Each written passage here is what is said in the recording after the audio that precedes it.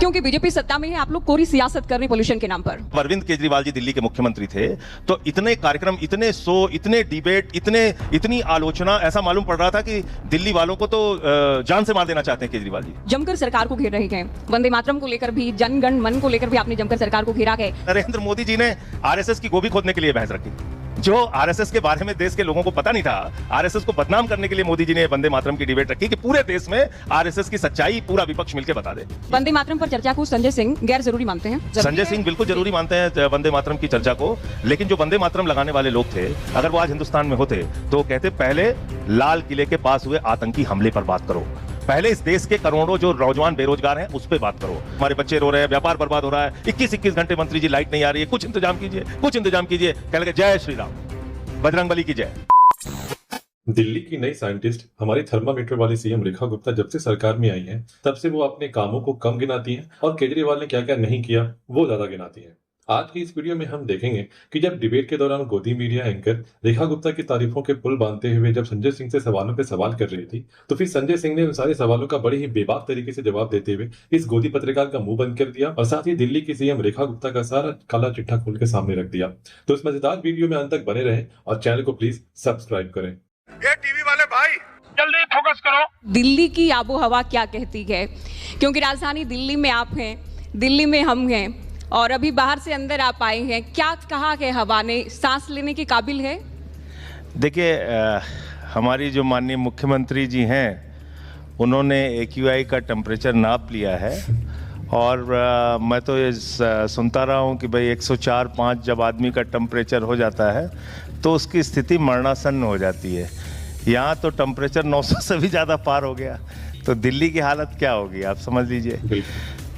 पूरे सत्र में आपने एक भी दिन देखा हो कि सरकार ने ऐसे गंभीर विषयों पे कोई चर्चा सदन में की हो, कोई इसका समाधान बताया हो, कोई विपक्ष और पक्ष मिलके या अलग अलग राज्यों के साथ क्या कोऑर्डिनेशन हो सकता है इस प्रदूषण को कम करने के लिए, उसके बारे में कोई बातचीत हुई हो? नहीं, क्योंकि सरकार की प्राथमिकता में नहीं है। कुछ और दिल्ली जहाँ पर देश के प्रधानमंत्री रहते हैं, राष्ट्रपति रहते हैं, तमाम एम्बेसीज हैं यहाँ पे, दिल्ली जहाँ पे सारे सांसद और मंत्री रहते हैं, और दिल्ली जहाँ पे करोड़ों की संख्या में झुग्गियों में अनऑथराइज कॉलोनीज़ के अंदर लोग रहते हैं, तो उनकी ज़िंदगी से कोई लेना देना नहीं, कोई मतलब नहीं। और आज 18 घंटे काम करके प्रधानमंत्री जी ने और रेखा गुप्ता जी ने दिल्ली को एक स्थान पे नंबर 1 पे पहुंचा दिया है, दुनिया का सबसे प्रदूषित शहर। क्या कह सकता हूँ? इनके एक मंत्री हैं AK शर्मा उत्तर प्रदेश में। तो क्या हुआ कि बिजली नहीं आ रही थी हमारे यहाँ यूपी में, व्यापारियों ने उनको घेर लिया, कहने लगे साहब 21-21 घंटे लाइट नहीं आ रही है, हमारे बच्चे रो रहे हैं, व्यापार बर्बाद हो रहा है, 21-21 घंटे मंत्री जी लाइट नहीं आ रही है, कुछ इंतजाम कीजिए, कुछ इंतजाम कीजिए। कहने लगे जय श्री राम, बजरंग बली की जय।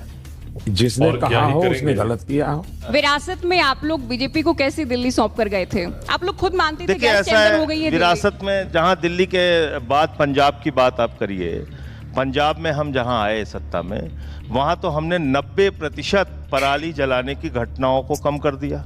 हमारा जो काम था हमने वो किया। दिल्ली में भी जब थे हम, जब प्रदूषण बढ़ा तो केजरीवाल साहब ने वो ऑड इवन, चाहे उसकी जितनी आलोचना चर्चा आप करते रहिए उसके ऊपर, लेकिन वो एक सफल स्कीम दिल्ली के अंदर उन परिस्थितियों में लागू की। अब यहाँ तो क्या है, यहाँ तो प्रदूषण बढ़ रहा है, पटाखा दगाओ, पटाखा खूब दबाओ, तभी आप धार्मिक सिद्ध होगे। अपने बच्चे को आप जितना प्रदूषण में झोंक सकते हैं झोंकिए। तो ये जब मानसिकता होगी, इसका मतलब आपके मन में समाधान की ओर कोई ध्यान नहीं है, आपकी कोई कोशिश नहीं है कि प्रदूषण दिल्ली के अंदर कम हो, सिर्फ आरोप प्रत्यारोप से कुछ होने वाला नहीं। बीजेपी का ये मानना है कि 2009 से लेकर अब तक, खास तौर पर अक्टूबर-नवंबर में ये हालात होते ही होते हैं। इसमें कांग्रेस भी रही है, आप लोग भी सरकार में रहे हैं, और अब क्योंकि बीजेपी सत्ता में है, आप लोग कोरी सियासत कर रहे हैं पोल्यूशन के नाम पर। अच्छा भैया, आपके पास MCD है, आपके पास हरियाणा की सरकार है, आपके पास केंद्र की सरकार है, आपके पास दिल्ली की सरकार है, आपके पास LG है। आपने इस प्रदूषण को रोकने के लिए क्या सार्थक कदम उठाए ये तो बताएंगे आप। हम बता सकते हैं पंजाब में हमारी सरकार है, हम कह रहे हैं 90% पराली जलाने की घटनाओं में कमी आई। प्रदूषण की ये समस्या एक दूसरे के ऊपर आरोप प्रत्यारोप से इसका समाधान नहीं होना है। बिल्कुल। प्रदूषण की समस्या का समाधान होना है जब राज्यों के साथ केंद्र सरकार मिलकर काम करेगी। आप लोग बार बार गैस चैम्बर शब्द का इस्तेमाल कर रहे हैं, सबसे पहले किसने कहा ये? जब अरविंद केजरीवाल जी दिल्ली के मुख्यमंत्री थे तो इतने कार्यक्रम, इतने शो, इतने डिबेट, इतनी आलोचना, ऐसा मालूम पड़ रहा था कि दिल्ली वालों को तो जान से मार देना चाहते हैं केजरीवाल जी। आप आंकड़ा प्रस्तुत कीजिए कि सारे टीवी चैनल्स ने उस समय अरविंद केजरीवाल को किस तरह से टारगेट किया और किस तरह से डिबेट कराई और किस तरीके से प्रदूषण को सिर्फ और सिर्फ केजरीवाल उसके लिए जिम्मेदार हैं ऐसा आरोपित करने का काम किया। वो सच पूरे देश और दिल्ली के सामने आना चाहिए। कोई लेकिन भी एक आज की व्यक्ति तारीख जिम्मेदार में, नहीं हो सकता। आज की हम नहीं तारीख कहते में, ये। पंजाब की तो पराली की आज बात की तारीख करते में हैं। उसको लेके माफ कीजिएगा टीवी चैनल्स की भी कितनी चिंता है, नहीं कोई दिखती debate नहीं। जितनी केजरीवाल जी के समय में हमें तो दिखती थी। चिंता है, हम खुद राजधानी दिल्ली में हैं। तो अच्छी हम बात भी है। उसी हवा में सांस ले रहे हैं, आप भी उसी में ले रहे हैं। बिल्कुल, मैं देश तो के ये पीएम भी कह रहा उसी हूँ, में ये सांस सबकी ले रहे हैं, चिंता अरविंद होनी चाहिए। केजरीवाल, उनका परिवार भी ये सांस ले रहा सबकी है। चिंता होनी चाहिए, लेकिन एक्यूआई मीटर पे पानी छिड़का के उस चिंता को आप कम नहीं कर सकते हैं। आप जमकर सरकार को घेर रहे हैं। वंदे मातरम को लेकर भी, जन गण मन को लेकर भी आपने जमकर सरकार को घेरा है। वोट चोरी को लेकर भी लगातार आप एक्शन में हैं, आक्रामक ढंग से सरकार पर हमला कर रहे हैं। देखिए, सारी चीज़ों के मैंने ऐतिहासिक तथ्य रखे, कुछ छिपाया नहीं। ये सच है कि आरएसएस ने मुस्लिम लीग के साथ मिलकर सरकार बनाई थी 3 राज्यों में, और उन्होंने अंग्रेज गवर्नर को चिट्ठी लिखी थी। उस चिट्ठी में लिखा था कि भारत छोड़ो आंदोलन को कुचल देना चाहिए। ये ऐतिहासिक सच है। 52 साल तक तिरंगा झंडा आरएसएस ने अपने नागपुर के मुख्यालय पे नहीं फहराया। जिन 3 लड़कों ने वो झंडा फहराने की कोशिश की, उनके ऊपर एफआईआर दर्ज की गई। 13 साल तक मुकदमा उनके ऊपर चलाया गया। मैंने 28 दिसंबर 1949 का ऑर्गेनाइजर मुखपत्र दिखाया, जिसमें साफ तौर पे लिखा था कि जन गण मन ये आइटम ऑफ इंटरटेनमेंट है। आप हमारे राष्ट्रगान का अपमान करेंगे, आप हमारे तिरंगे का अपमान करेंगे, राष्ट्रीय ध्वज का अपमान करेंगे, तो इसलिए नकली राष्ट्रवादी बनने की कोशिश मत कीजिए। आपका जो इतिहास है वो देश जानता है, और नहीं जानता है तो इस बहस, मैं तो हैरान था। मुझे तो लग रहा है नरेंद्र मोदी जी ने आरएसएस की गोभी खोदने के लिए बहस रखी।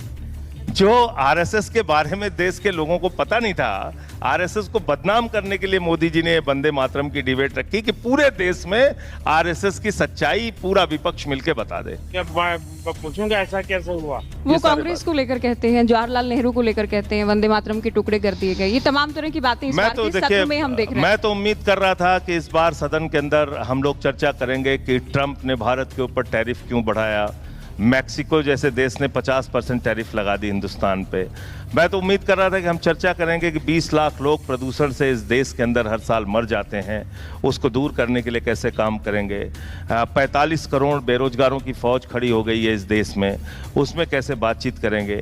लेकिन दुर्भाग्य से इन सारे विषयों पर चर्चा नहीं हुई। महंगाई पे बात नहीं हुई। किसान एक खाद की बोरी के लिए लाइन में खड़ा रहता है, उसकी मौत हो जाती है, हमारे उत्तर प्रदेश की घटना है।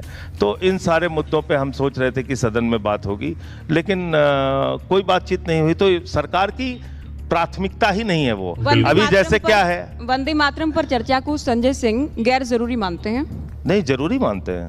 तो जरूरी संजय है। सिंह बिल्कुल जरूरी मानते हैं वंदे मातरम की चर्चा को। लेकिन जो वंदे मातरम लगाने वाले लोग थे, अगर वो आज हिंदुस्तान में होते तो वो कहते पहले लाल किले के पास हुए आतंकी हमले पर बात करो, पहले इस देश के करोड़ों जो नौजवान बेरोजगार हैं उस पे बात करो, पहले बात करो कि देश में महंगाई कम क्यों है, ज्यादा क्यों है, और रुपया कम क्यों हो रहा है, रुपए की कीमत गिर क्यों रही है, इस पे बात करो। वो वंदे मातरम लगाने वाले इस तरह के भारत की कल्पना कर रहे थे। क्या बयान दिया है आपने भाई, वाह वाह वाह। दिल्ली में जब केजरीवाल की सरकार थी तो यही पत्रकार हर दिन डिबेट करते थे कि दिल्ली में ये बुरा है वो बुरा है, लेकिन जब से दिल्ली में बीजेपी की सरकार आई है इस बारे में कोई डिबेट नहीं होती। उम्मीद करता हूं आपको ये वीडियो पसंद आई होगी, सो प्लीज हमारे चैनल को सब्सक्राइब करें और हमें सपोर्ट करें। और दिल्ली की नई सीएम रेखा गुप्ता के बारे में आपकी क्या राय है हमें कमेंट करके जरूर बताएं। मिलते हैं फिर अगले वीडियो में।